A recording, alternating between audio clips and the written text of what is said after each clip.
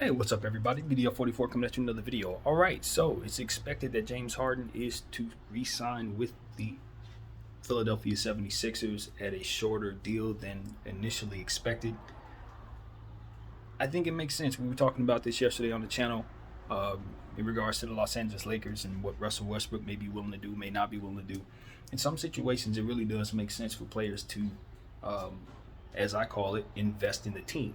Because that's really what it is. You're investing in the basketball team. You're not allowing your team to go without adequate teammates around you so that you can have the rest that you need in situations, or that you can find yourself in a situation where you're not, expected to do so much knowing that you're not able to do so just because you're making a certain amount of money that represents a certain amount of the cap. So, this is his way, I guess, of meeting them halfway. I don't know any terms. I don't know if any terms have been discussed, anything like that. That's not the news. But there will be some type of compromise, it appears. So I think that is a smart thing for everybody involved, especially since it's a new team for him. Obviously, he's on Joel Embiid's clock as well. And you want to make sure Joel has enough adequate help as well as yourself. Because at the end of the day, it's not only your legacy on the line, it's his too. And if you take all of the cap space, it's on him to ultimately lead you to a championship. And that's tough, man. You may lose Tyrese Maxey in that process. Not sure what his cap situation is, but there's just a lot to understand about the situation, and you understand for sure that James Harden understands what's asked of him in the situation. And Philadelphia traded for him, so they want him. But you also don't want to put yourself in a position to not be able to give him what he needs to compete for a championship. And at the end of the day, if you offer him that amount and he takes it, that's going to be a very, very tough thing. At the end of the day, the money that he's due to get, it's going to be hard to get the type of requisite talent around him to make it make sense.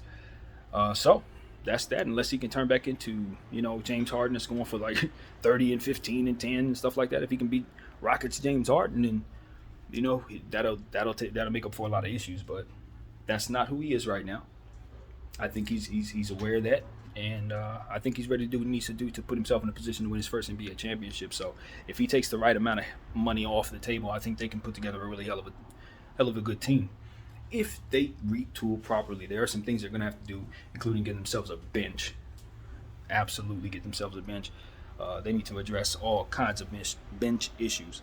And of course, again, get themselves a backup. After Dwight Howard left, they did not give themselves an adequate backup center for Joel Embiid. That should be their primary concern. Get a really good center down there that can fill in for him like Drummond did.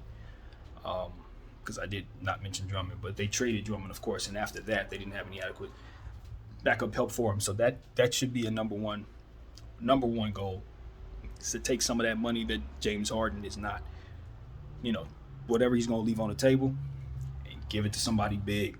Give it to somebody big who doesn't mind playing a backup. So that's also some things. They obviously need to get themselves some shooting as well.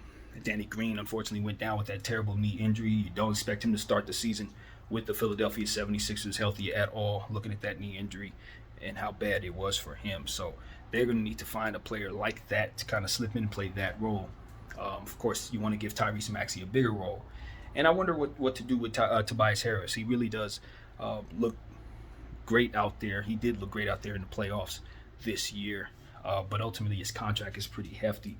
And they could use some diversification there with that cap space for the Philadelphia 76ers depth as well. So I believe they have their picks. I don't know their pick situation, but I believe they have them.